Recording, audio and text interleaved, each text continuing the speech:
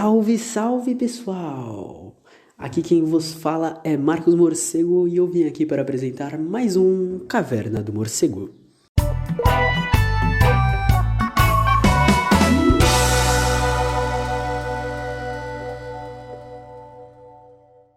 Salve, salve pessoal! Aqui para mais um Caverna do Morcego, todo mundo tranquilo? Bom, eu sou o Marcos Morcego, não esquece de já seguir lá no Insta e no Twitter, @morcego_, Marcos_, e @ibamberrádio. E, hoje, mais uma vez, com uma convidada especial, que eu conheci há pouco tempo. Infelizmente, ela é atleticana, mas é uma pessoa que está no nosso coração aí. Bem-vinda, Natália. Pode se apresentar. Salve, salve. Chegando aqui, finalmente, né, fazendo esse duo maravilhoso na caverninha, né? Apesar do calor, a gente está sobrevivendo. Mas eu sou Natália, né?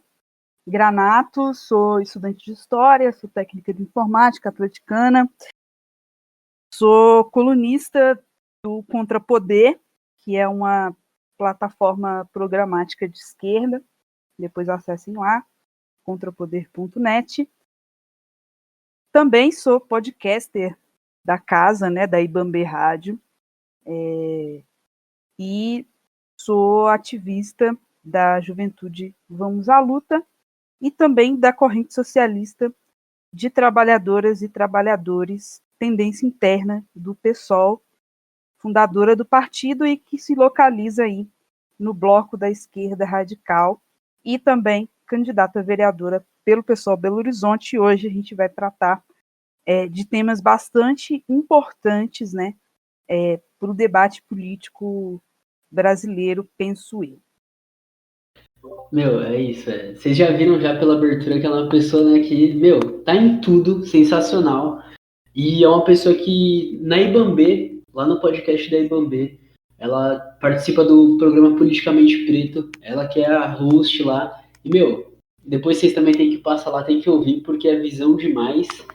E a gente vai trocar uma ideia justamente sobre, né, o que a gente está vendo hoje, né? Porque hoje a gente está num panorama muito difícil. E a Natália tem uma visão de conjuntura muito boa. E eu tô aqui só para ouvir, dar meu pitaco aqui, mas ela que vai mandar porque ela arrasa. Dá vontade assim de olhar e falar, vai Natália, pode falar aí que eu só vou ficar aqui ouvindo o episódio inteiro. Mas vamos lá.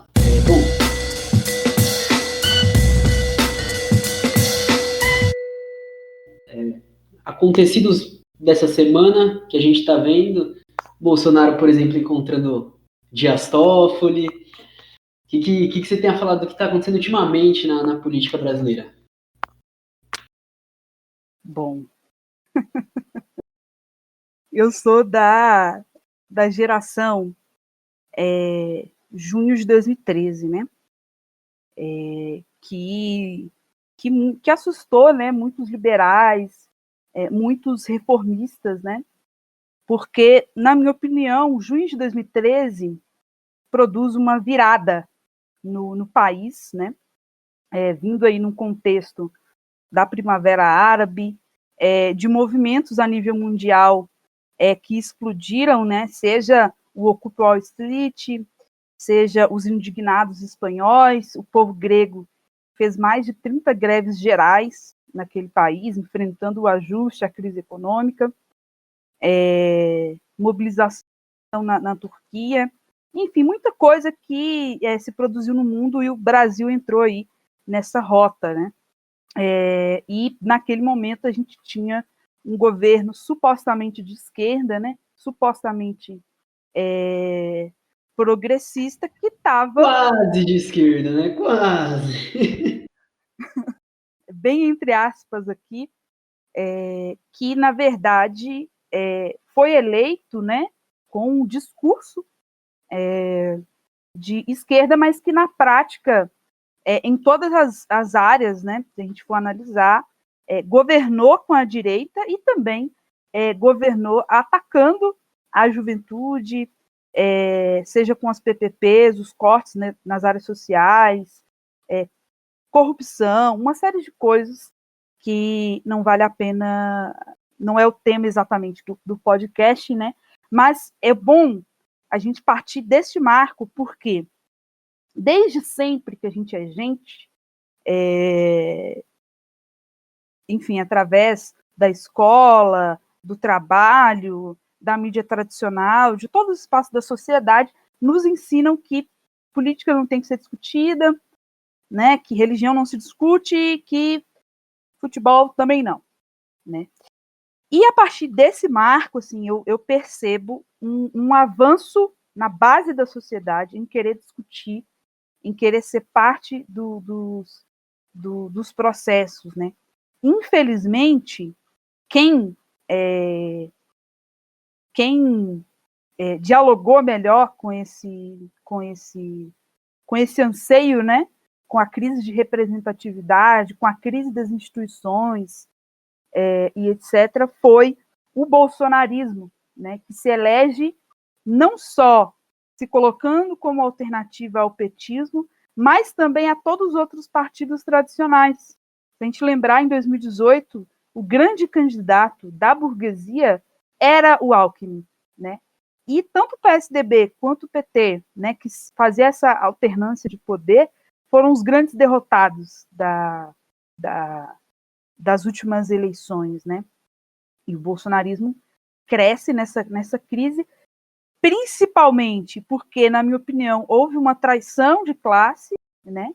E a gente está vendo, inclusive, durante a pandemia, como tem atuado esses governos progressistas no Nordeste, em outros cantos do país, que também flexibilizam a quarentena, que também aprovaram reformas da Previdência estaduais, né, no Nordeste, no Ceará, na Bahia. Enfim. E aí eu acho que tem um vazio que a esquerda socialista, né, a verdadeira esquerda, deixa em aberto, porque tenta dar uma sobrevida ao petismo, tenta jogar o tempo inteiro um bote salva-vidas, de tentar reeditar um governo que fracassou, que traiu a esperança de milhões de pessoas, né, que acreditaram, que participaram da criação desse partido, das organizações sindicais, estudantis, do movimento negro também, como o MNU, e nos falta hoje uma alternativa. Eu digo isso porque, desde o início da pandemia, a única proposta que apontava à esquerda era o impeachment, né? Como se o STF, como se a Câmara de Deputados ou o Senado realmente fosse levar até o fim, né? Ou fosse uma alternativa para resolver os nossos problemas. Só que esqueceram de uma coisa, né? Pode sim ter uma divergência por parte das elites sobre como o Bolsonaro governa e como ele muitas vezes gera crise que pode gerar convulsões sociais, que é a grande preocupação, né, das multinacionais, dos banqueiros e etc. Mas, por outro lado, ele vem cumprindo o papel que a burguesia quer, que é a retirada de direitos, que é atacar o acordo coletivo de trabalho de várias categorias, o que foi a MP 936, que reduziu salários, que permitiu demissões, né? Ele aprovou a reforma da Previdência, ele votou a PEC 10, agora temos a reforma administrativa, que vai fazer com que a nossa vida, aqui no nosso dia a dia, fique mais difícil, né? Vai ficar mais difícil ainda para aqueles, né, para as mulheres, para nós, negros e negras, LGBTs, que já não conhecem o Estado no seu dia a dia, ou melhor, conhecem uma operação policial, uma abordagem, que a gente se ferra ainda mais. Porque é isso que vai fazer a reforma administrativa, vai permitir que órgãos públicos, que secretarias sejam extinguidas, vai permitir mais desemprego, né, vai terceirizar, formalizar, né, a terceirização no serviço público, digamos assim, vai gerar mais desemprego, né? Então, Bolsonaro, quando ele se reúne com o STF, nada mais é do que costurar um grande acordão, né? Porque existe um ponto que unifica todos os partidos da direita, todas as instituições, todo o Congresso, que é a aplicação do ajuste fiscal. E nisso o Bolsonaro tem servido. Por isso que não se avançou no impeachment, por isso que a gente não tem resposta sobre quem mandou matar a Marielle, não se avança nas investigações em torno da rachadinha, do Queiroz, e de todas as maracutaias que a gente está vendo, né, e que a gente não pode naturalizar. Né? Por isso que não se avança. Né? Porque eles estão ali de mãos dadas, podem ter uma ou outra divergência, mas do ponto de vista estratégico, né, que é saquear o país, privatizar tudo, né, eles têm acordo.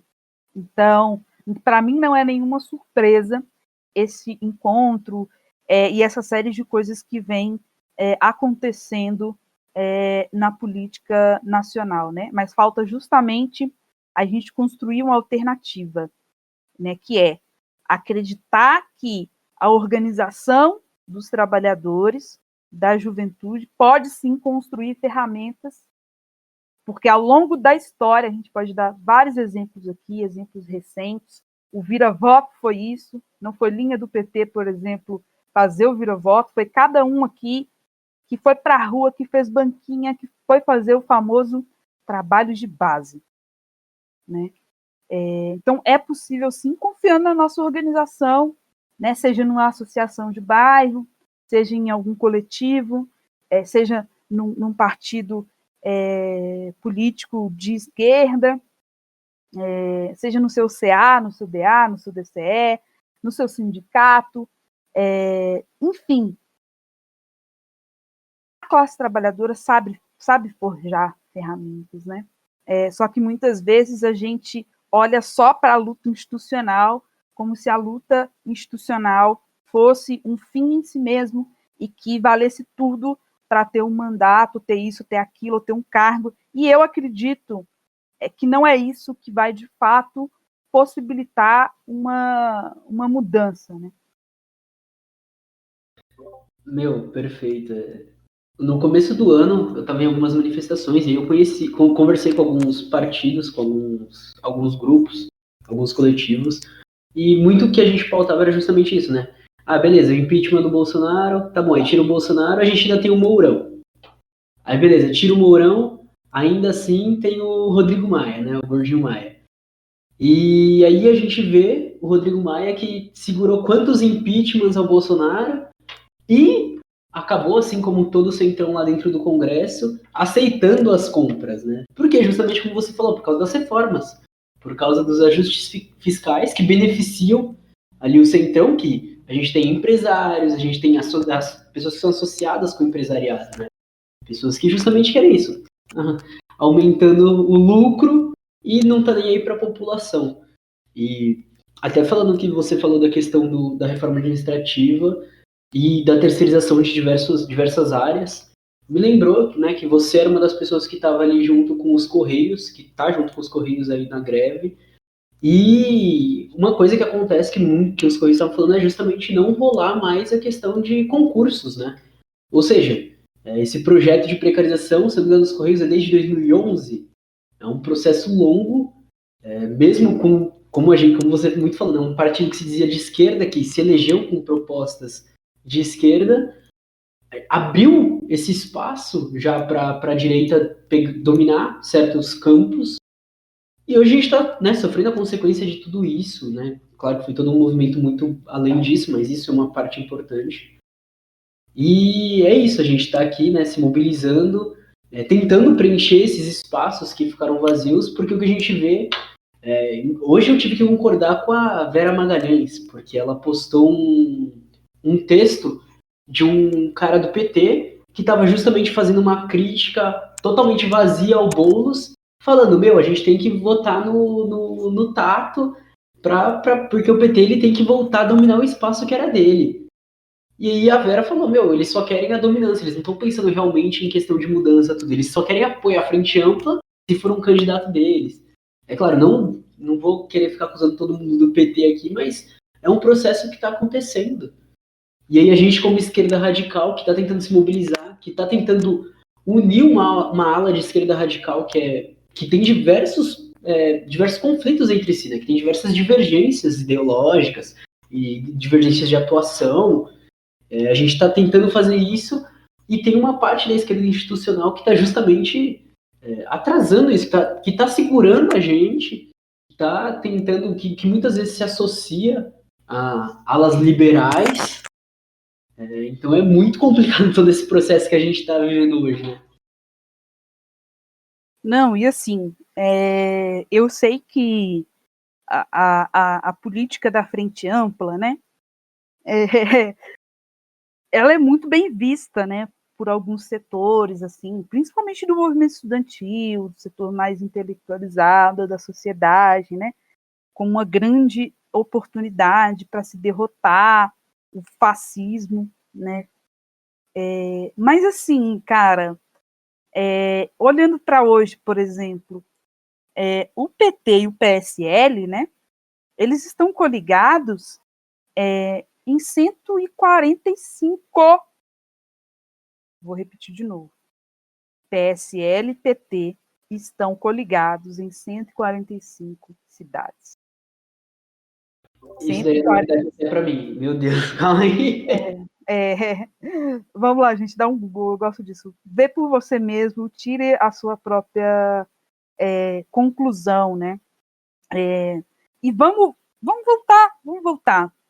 O que fez o PT, a UNE, a CUT, CTB, né, desses setores que tem uma grande capacidade de mobilização, por exemplo, para unificar as lutas, né, para, por exemplo, impulsionar os atos antifascistas, para impulsionar os atos antirracistas. Eles não fizeram nada. Na greve dos Correios, eles não estavam, eles não fizeram porra nenhuma. Estão aí coligados, desse exemplo também, né, das coligações, né, e as manchetes são assim: PT e PSL deixam a ideologia de lado e se unem nas eleições. É muito bizarro, entende? No Ceará, com Camilo Dias, se aprova a reforma da Previdência e mais, né?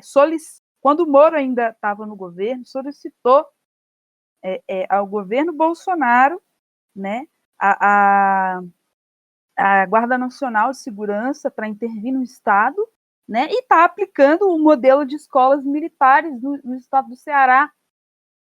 Então, assim, não formaram uma trincheira de luta para enfrentar o governo. Porque, para eles, existe uma tática que é o seguinte: deixa o Bolsonaro passar o trator, entendeu? Moer, arrebentar com a gente. Por quê? Porque aí em 2022, eu, Lulinha Paz e Amor, eu, PT, né, vou ser o menos pior. Eu vou e vai fazer toda uma campanha de que eles serão o melhor, digamos assim, que a gente pode ter, e não é, né? E essa matéria eu cheguei a ver, e é justamente isso, assim, a política de frente ampla é uma política consciente do PT para amarrar todos os partidos de esquerda debaixo da sua asa, para que não surja nenhuma alternativa radical. Por isso que se critica o Boulos, mas lança candidato miliciano em São Paulo, né, que tem ligação com o crime organizado. Então, são coisas assim. Se a gente olhar um pouco mais atrás, no último congresso do PT, que o Lula ainda estava preso, inclusive, ele disse uma frase, ele mandou uma carta dizendo assim: o PT está no volume morto.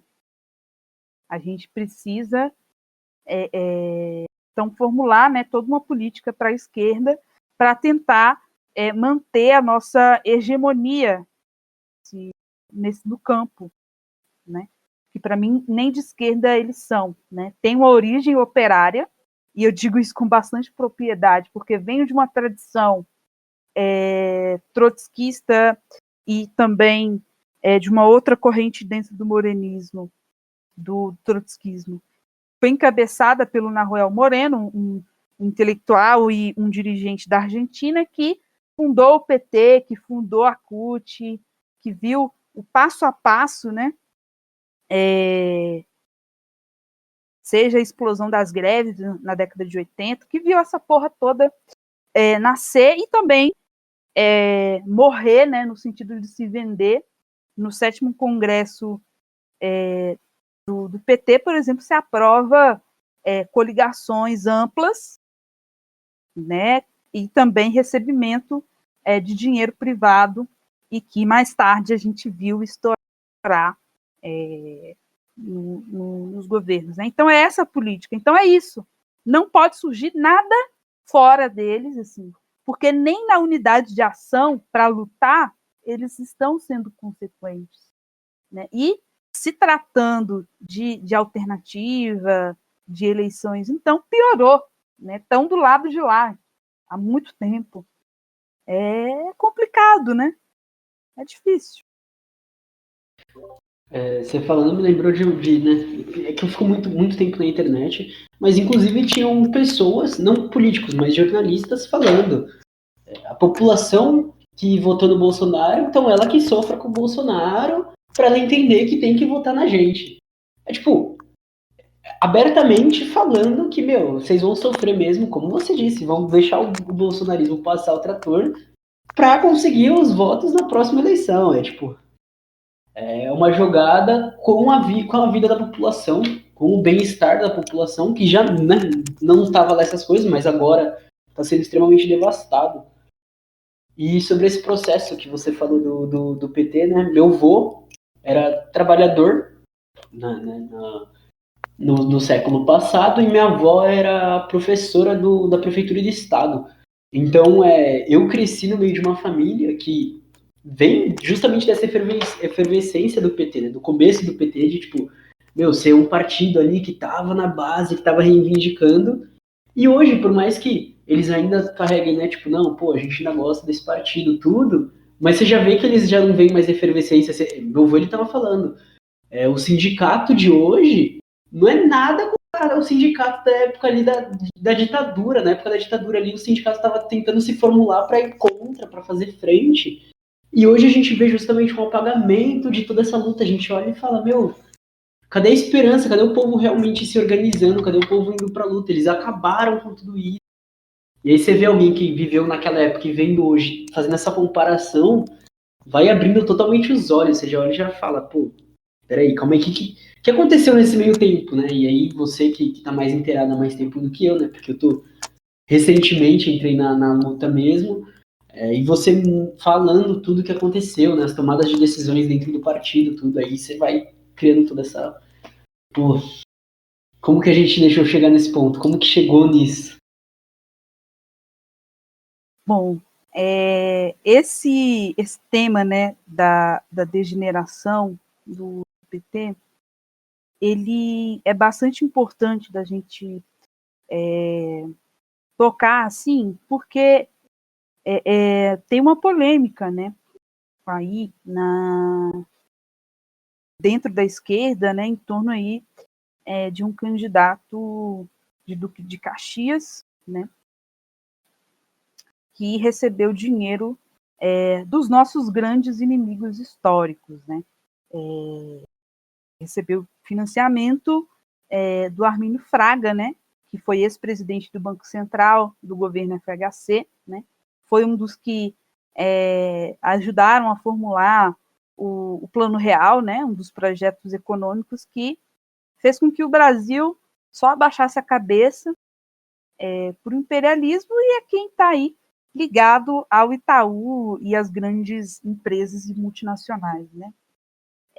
E eu vi alguns argumentos, inclusive de gente próxima, dizendo assim, mas R$15.000 é dinheiro de troco para esses caras, ou que, de alguma forma, né, essa doação mostrava algum tipo de comprometimento desse senhor, né, dos banqueiros, com a luta antifascista e tal. Calma aí que aí agora tem que ir. Mas vamos destrinchar o passo a passo e desconstruir o passo a passo desses argumentos, né?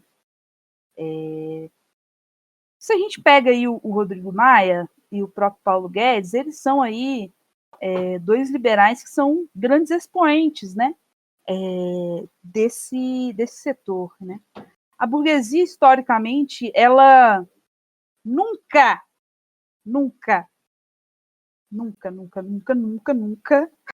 repito, nunca se opôs a, por exemplo, o processo de colonização ou da escravidão enquanto elemento fundante do capitalismo para sua acumulação, nunca se opôs a práticas que atacam os direitos humanos. Não, nunca, né? Seja no ascenso do fascismo na Itália, seja o ascenso do nazismo na Alemanha, ela nunca esteve numa trincheira de enfrentamento, né? Basta ver o que passou a América Latina, né?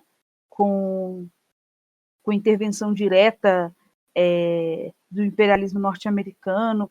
Então, para ela não importa qual tipo de tática, se vai fechar o regime ou não, se nós teremos mais ou menos abertura, o que importa para ela é o lucro, né? E ela sempre teve as grandes empresas, né, que são pessoas de carne e osso, que estão interessadas aí, enquanto elas vão lucrar, elas sempre tiveram uma política de cooptação das lideranças, seja do movimento social, seja da política nacional, e vou falar de a Tabata, por exemplo, ela é uma expressão e grupos que surgem como Fundação Lema, RAPS, Renova BR e tal, que está em vários partidos de A a B, né?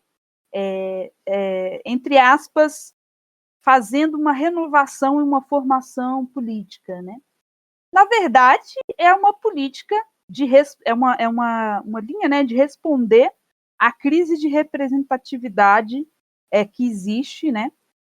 Tentando se colocar como uma nova política, mas na verdade não é nada disso, né? Toda empresa, todo empresário, não importa se é via CPF, se é via CNPJ, ele não faz doação, ele faz investimento. Ele faz investimento.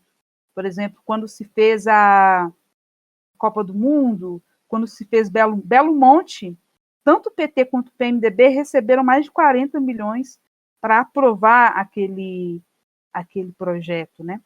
Então, existe essa política consciente, né, de, entre aspas, financiar, mas que acaba sendo uma amarra, né? E aí volta um debate que eu vejo que é fundamental, que é sobre a independência financeira, né? O autofinanciamento da esquerda, né? Porque hoje você tem mecanismos, né? Vaquinha, pedir contribuição para aquela galera que está botando fé no que você está fazendo e tal, mas o fundamental é você manter os seus princípios. Como diz a minha mãe, quem se mistura com porco come farelo, né? E é uma batalha pela nossa independência política, né? Os socialistas combatem nas passeatas, nas greves, os patrões que exploram a gente, combatem todos os governos burgueses, né, que retiram direitos. E nas eleições, a gente deve fazer o mesmo, disputar com um programa anticapitalista que se choca diretamente com os banqueiros e com os empresários. Não é possível ter conciliação, não é possível achar e naturalizar, né, ou se invocar uma possível reparação histórica do sistema financeiro, né? Porque o capitalismo ele se alimenta do racismo para existir. Ele se alimenta do racismo para existir. Quem está lucrando com a diferença salarial ou com a manutenção do nosso povo em determinados papéis sociais, em determinados postos de trabalho, não é o trabalhador branco comum do chão de fábrica, né? Quem está lucrando com a diferença salarial entre homens e mulheres, por exemplo, não é o branco hétero e tal, não, é o dono da empresa, né? E é justamente o sistema financeiro que segue batendo recordes de lucro enquanto a população está perdendo renda, né? O que faz o FMI, por exemplo, que é uma grande instituição da burguesia internacional, é manter e exigir dos governos que apliquem reformas, principalmente em países dependentes como o Brasil, que eles sigam lucrando. Então, o Armínio Fraga, ele não faz uma doação, ele está fazendo investimento. Né? E depois eles vão cobrar, sim, a fatura, né? Pressionando uma candidatura que ele doou, né? Veja só que caridoso, né? Para que, dentro de uma Câmara Municipal, ele vote pelos interesses dos patrões, né? A melhor vacina que a gente pode ter contra esse tipo de movimento é dizer que quem paga a banda escolhe a música. É preciso manter uma coerência, né, e disputar politicamente isso. Né? Porque é uma grande mentira que o Brasil não tem dinheiro, que a gente não tem dinheiro para ter políticas públicas para a educação, para ter uma educação emancipatória, para que o SUS tenha condições de seguir existindo, né, que as empresas que ainda restaram possam exercer bem a sua função social. A gente tem dinheiro para caralho. O problema é que a gente tem 3 bilhões de reais por dia sendo saqueado, roubado por esses mesmos banqueiros, né? Através da dívida pública, através da lei de responsabilidade fiscal, e que a gente vê na televisão o papo assim, né, uns Miriam Leitão da vida, um Jornal Nacional da vida e tal. Mas é necessário fazer a reforma, porque senão o Brasil vai quebrar. Não, não é isso. O que existe aqui grande parte do orçamento ele precisa ter o tal do superávit primário, né, essa palavra bonita que a gente vê muitas vezes, para seguir assaltando os cofres públicos. Então, quando se tem um corte em um programa social, quando se tem um corte na educação, quando se tem demissão, quando se, por exemplo, retira 31 cláusulas do acordo coletivo de trabalho dos Correios, é justamente para garantir isso. Né? Então, é correto, sim, a gente precisa lutar contra a extrema-direita, mas receber dinheiro de banqueiro não é fazer uma luta consequente contra justamente os caras que estão no governo, que financiam esse governo, que financiam o gabinete do ódio. O que a gente deveria estar fazendo é estar na rua, nas passeatas, nos protestos, chamando a unidade de ação com pontos concretos, com quem queira lutar, né? Garantindo a nossa independência. E aí a gente precisa ampliar também para além do debate do Wesley, né?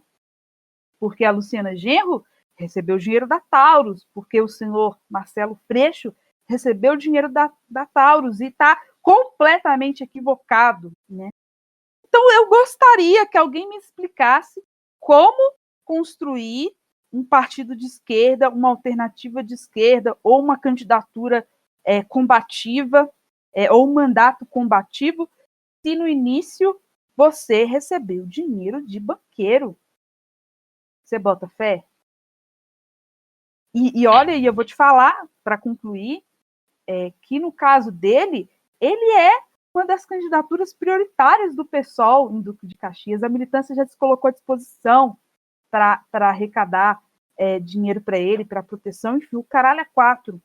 E nisso tudo, o que aconteceu? Quem está dando risada, né? Porque supostamente uma candidatura anticapitalista quebrou o PIB nacional. É uma contradição muito grande, cara, né? Porque você está dando as mãos para quem hoje justamente explora o nosso povo. Assim, pode parecer uma coisa óbvia, né? Mas que é necessário falar para que a gente também desconstrua essas ilusões que existem, né, entre a gente.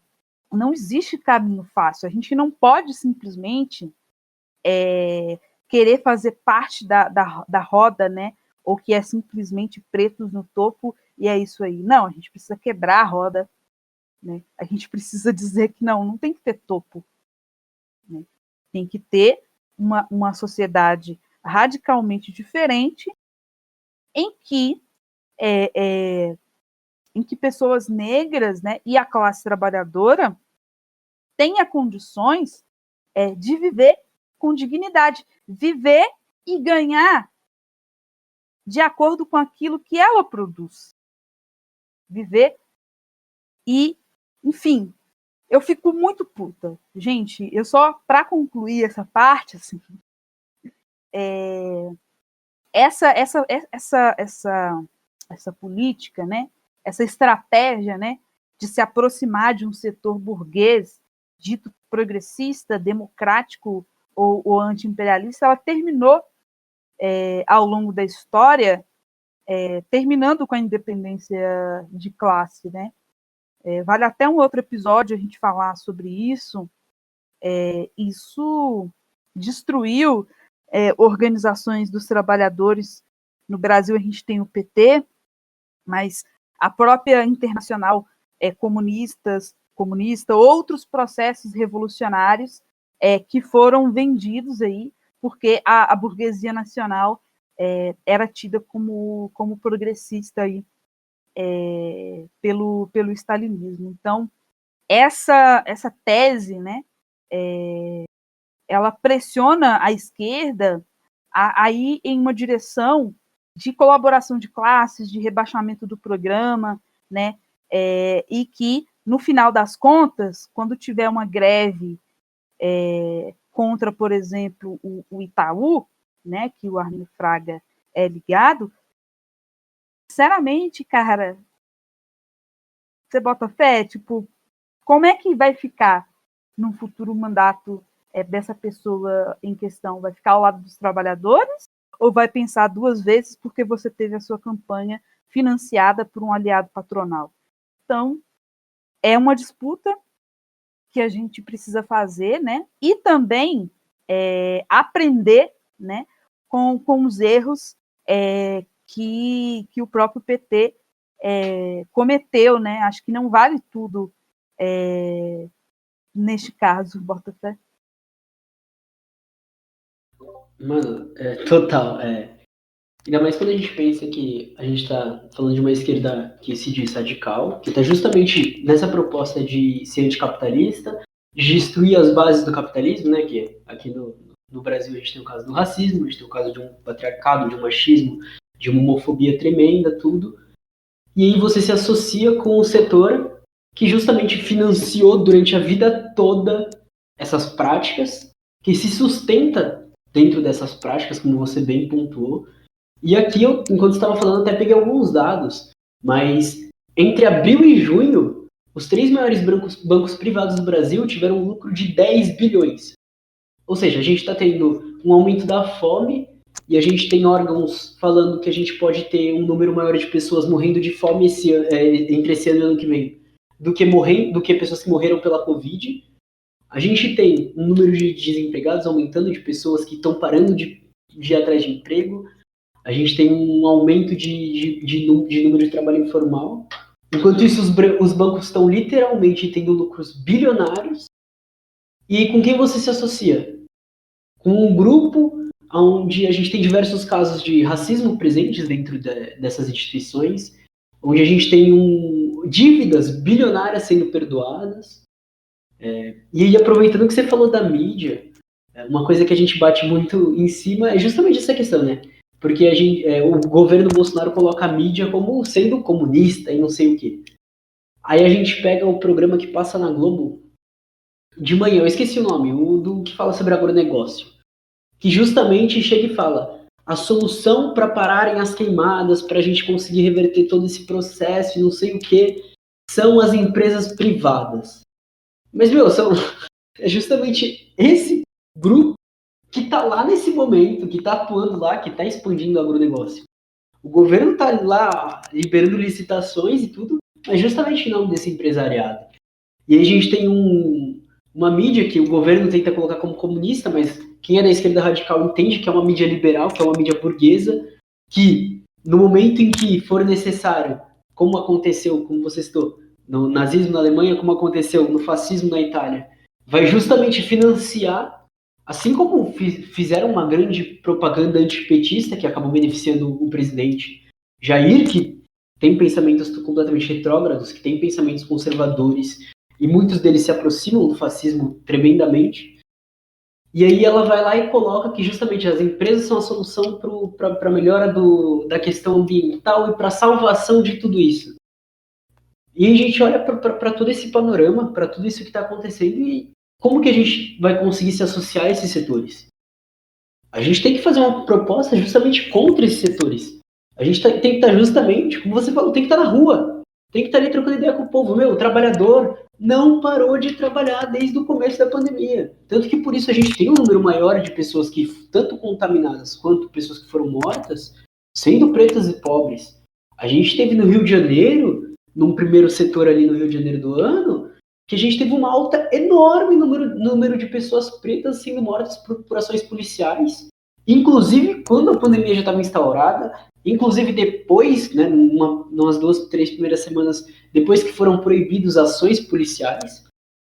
E aí, quando a gente vê as pessoas que estão por trás de todo o controle do Estado, de um modo geral, né, porque os governadores, os prefeitos estão associados, são setores justamente da burguesia.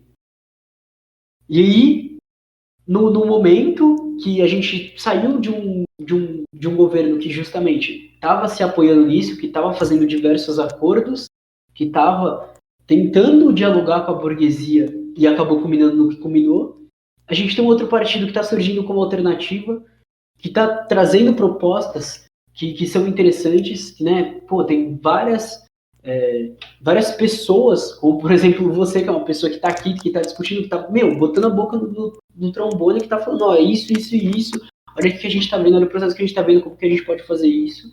E justamente uma pessoa desse partido vai lá e faz associação, e aí, como você diz, né, chega e fala, não, mas não tem dinheiro para educação, não tem dinheiro para saúde, não sei o quê. Tudo bem que voltou atrás, mas mês passado a proposta era de ano que vem tá indo mais dinheiro para militares do que para educação e para saúde. A gente tem um governador de São Paulo aqui que já fez cortes na universidade pública e agora tá propondo um corte na educação básica que pode afetar inclusive a distribuição de livros. Ou seja, o livro que já não é um material muito bom, que já é um material que não é muito utilizado por muitos professores, não ia nem chegar na escola. E, além do mais, estão falando da falta de transportes públicos também. Eu que estou aqui no interior, tem gente que depende de transporte público para conseguir ir para uma escola porque não tem outra opção. E aí, se falta dinheiro para o aluno ir para a escola, o que vai fazer? Vai ficar sem estudar. E é justamente um governador que não se diz conservador, mas que a gente sabe que está associado com a burguesia, que está associado com diversas empresas. Então, como proposta, acho que a primeira proposta que a gente tem que pensar quando a gente está olhando para um partido que surge justamente mais à esquerda, que está justamente com uma proposta anticapitalista, que está formando uma base da juventude, que está se unindo a uma classe trabalhadora, que está trazendo um grupo, né, para fazer frente, aí vai lá e se associa com a burguesia, e aí o Freixo, que não é um nome pequeno dentro do partido, que é um nome grande, chegar e falar que não, tá tudo bem, e que se for reclamar, não sei o que, vou sair do partido, e mano, que saia, porque é simplesmente inaceitável. Exatamente. É inaceitável essa questão dele tá nessa associação e apoiar essa associação. Mas, ô morcego, o que me deixa mais perplexa é ver tantas pessoas negras saudando o financiamento de empresa, como se os banqueiros fossem antirracistas, cara. É uma coisa bizarra. Sim, e eles acham que, assim, a gente tem um nome lá, uma pessoa que, bom, pelo recebimento já não vai estar em favor da gente, vai resolver tudo. Meu, é um processo muito mais amplo do que eleger alguém, do que a gente ter alguém ali que, teoricamente, estaria representando a gente. É um processo muito mais profundo. Isso daí é um passo no meio do nada e que a gente precisa ter uma alternativa que realmente venha pela gente, que venha pra gente, e não que venha de associação com a burguesia. E como você falou, o pessoal falou que ia dar maior suporte, o pessoal se propôs a isso. Ou seja, não tem essa necessidade, dá para se virar, dá para construir algo sem isso. E isso, como você estava falando muito no começo, que é a mesma visão que eu compartilho, não é a solução. É um passo para a gente estar disputando um pouco de espaço, mas, meu, ainda falta muita coisa. Isso daí é uma coisa que a gente vai estar jogando dentro das regras ainda do sistema capitalista, dentro do sistema brasileiro, que é um sistema de capitalismo dependente, que é um sistema que tem diversas contradições, diversos problemas em uma sociedade racista. E a gente, infelizmente, tem uma parte do movimento negro que realmente enxerga como se, meu Deus, eles não vão deixar o banco apoiar, é o fim do. É um partido extremamente racista e é um partido que agora acabou de colocar o racismo e pronto, o racismo agora vai perpetuar por toda a sociedade. Meu, é um processo muito mais complexo, muito mais profundo. Não, e também são duas coisas, né, para a gente abordar.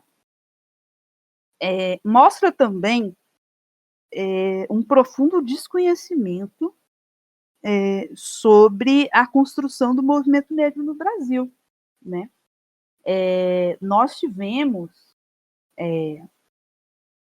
bem antes mesmo da República, movimentos como Revolta da Chibata, Revolta dos Malês.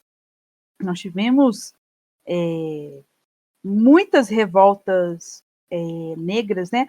Eu diria que nós tivemos 3 fases principais do movimento negro no Brasil, né? Num primeiro momento, né, a gente teve uma resistência contra a escravidão no Brasil colônia, né?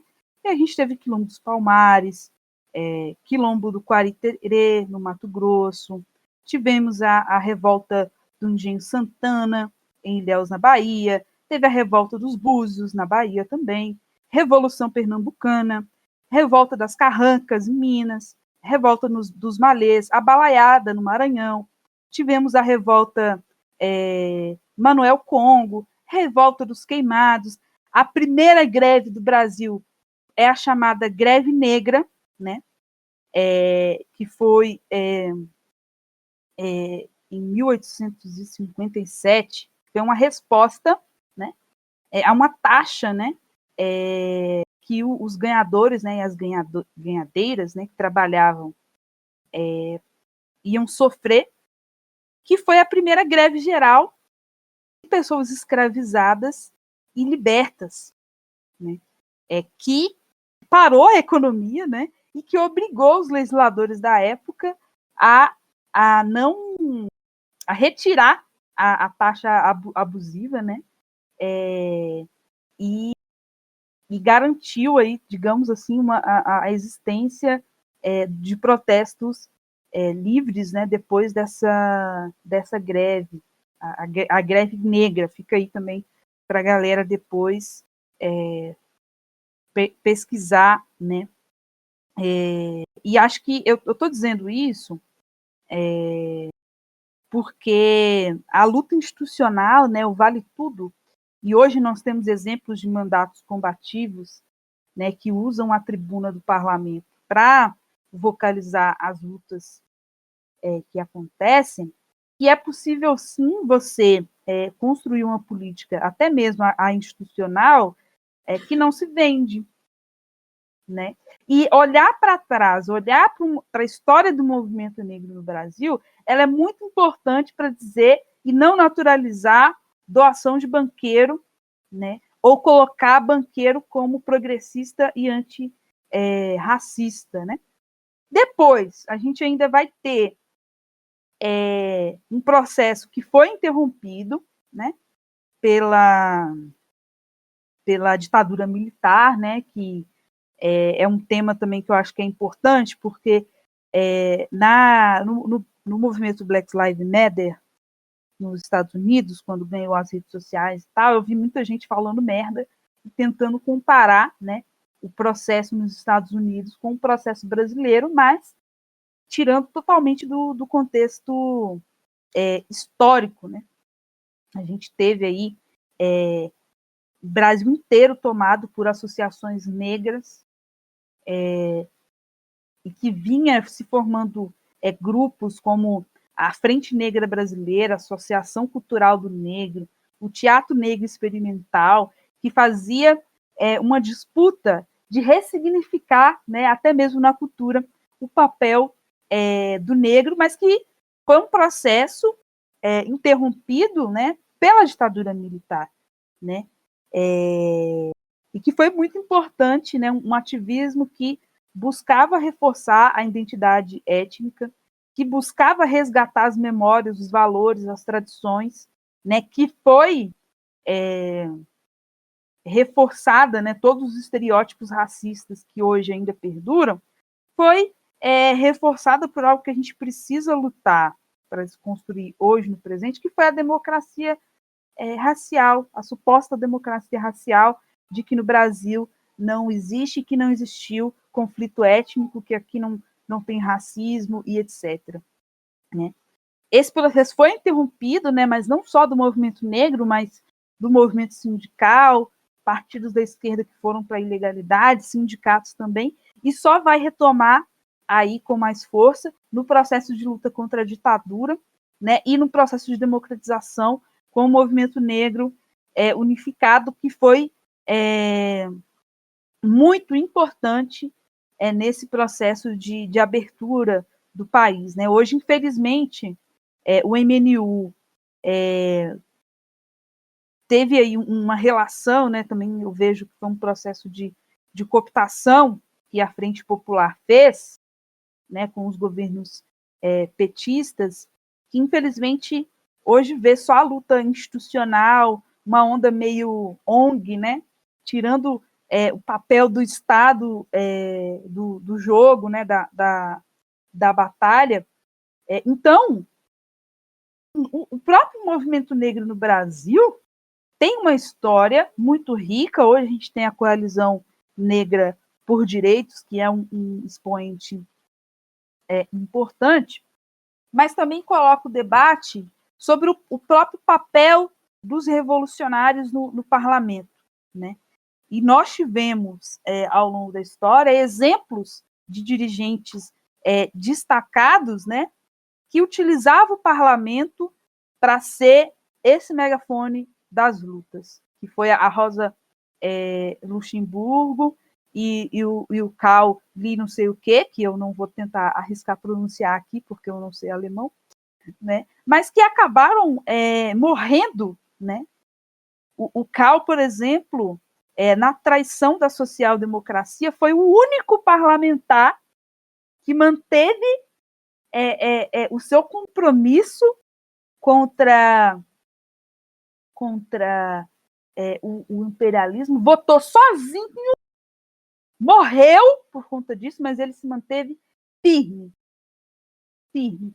E eu acho que isso é um aspecto também que a gente precisa discutir, né? Que o parlamento ele é uma ferramenta, ele é uma tática, né? Ele tem que servir como um local para denunciar os governos, tem que servir como um local para denunciar a retirada de direitos e ajudar a fortalecer as nossas lutas no cotidiano. e não como um fim em si mesmo, como se simplesmente eleger pessoas negras fosse resolver o nosso problema a todo custo, né? E olha que muitas vezes a gente tem aí um monte de candidato preto que não é comprometido com a luta do movimento negro, não. Então... Feriado aí, Fernando Feriado. Né? Se fosse assim, o Holiday e aquele imbecil que está, né, o capitão do mato, a gente pode falar? Capitão do mato, que está na Fundação Palmares, estava do nosso lado. Nossa. É complicado. Mas é justamente isso que você falou, da gente usar como um meio para, como posso dizer, mas para deixar a luta de classes, para a gente realmente forçar a luta de classes, para a gente realmente tá ali expondo tudo o que está acontecendo, para a gente conseguir chegar na população, olhar e falar, ó, a gente está tentando aqui, a gente está aqui, ó, isso daqui é o que a gente está tentando fazer, isso daqui é o que é realmente benéfico para a população, como você pode ver, e justamente os setores burgueses, setores liberais e conservadores não estão de acordo com isso. Eles estão barrando justamente porque eles não querem um povo tanto liberto, como vivendo uma real democracia, como tendo seus direitos garantidos. Né? E a gente tá falando de direito. Direito, por exemplo, hoje é muito complicado. Qualquer momento, se você vive numa grande cidade e você é uma pessoa preta, você vai ter medo de andar na rua. À noite, então, pô, passa a viatura, você já fica como? Você já, putz, meu Deus, você nem tá com nada, mas tá o tempo todo. Você entra numa loja, você já entra na loja com medo. E é justamente essa questão. E assim, é muito louco você citar a Rosa Luxemburgo e o Karl lá. Primeiro porque eu sou muito fã da Rosa. Eu sou tremendamente fã da Rosa. E ela vai trazer um pouco disso nos textos dela, né, da questão da gente ter ali essa disputa ali dentro como um primeiro momento ali, como um primeiro momento de disputa da luta de classes, de consciência política, de chegar no povo, de comunicação com o povo. E como você falou, os dois morreram justamente por defender esses ideais, né? Justamente nesse momento, que foi um momento ali que a luta né, acabou tendo isso como consequência. Vou deixar aqui algumas indicações para a galera. A primeira, capítulo 7 do livro Esquerdismo, Doença Infantil do Comunismo, né, que é um capítulo sobre a participação, né, dos revolucionários no parlamento, né, onde ele defende a participação nos parlamentos burgueses, mas com essa concepção, né, tem também Reforma ou Revolução, da Rosa, né, Luxemburgo, que vai trazer essa disputa, e também tem o texto do Trotsky, que é o Partido Comunista e o Parlamentarismo, né, que ele também vai discutir a atuação, né, dos socialistas, dos comunistas, nos parlamentos burgueses, né, que é justamente utilizar o parlamento como para fazer agitação, para desenvolver a consciência de classe dos trabalhadores na sua luta contra a burguesia. Então, vale a pena. São aí 2 textos, né, e o livro da Rosa também, que é bacana, para a galera aí se aprofundar sobre essa discussão, sobre esse debate. Meu, aproveitando que você falou do livro, eu tenho, para quem quiser, né, um episódio do podcast justamente falando sobre esse livro, que, meu, foi um dos primeiros livros assim que eu li, né? Eu li Lenin, que foi quando eu realmente li Estado e Revolução do Lenin, que aí foi quando eu li e falei, caracas, visão. E aí depois eu comecei a ler Rosa, e, meu, Revolução e Reforma Social é um livro tremendo, tremendo. Eu sou fanboy da Rosa, então é difícil, né, não falar assim, se exaltar. E quem quiser, eu tenho ele em PDF. Editoras não ouçam essa parte, mas eu tenho. Só dá um salve. Ou se alguma editora quiser financiar aí, tamo junto. Tenho certeza que o Morcego vai colocar na descrição deste podcast as nossas indicações para que você, mero mortal como eu, que é pobre, que não tem como comprar todos esses livros, consiga também acessar, né? Tem um site muito bom, que é o marxistas.org, que você pode ler também os livros completos e tal. Acho que é isso, Morcego. Se você quiser falar sobre alguma questão, sobre alguma coisa, estamos aí. Não, perfeito. Eu acho que vai ser da hora a gente parar aqui, deixar um gostinho de quero mais, porque você vai ter que voltar aqui outras vezes, porque eu curti muito. Assim, meu, você é historiadora e aí você foi falando algumas coisas assim que eu já tava aqui anotando, porque, meu, tipo, já tinha ouvido falar, eu tinha ouvido falar muito pouco e agora aumentou a curiosidade. Meu, primeiro de tudo, queria agradecer muito.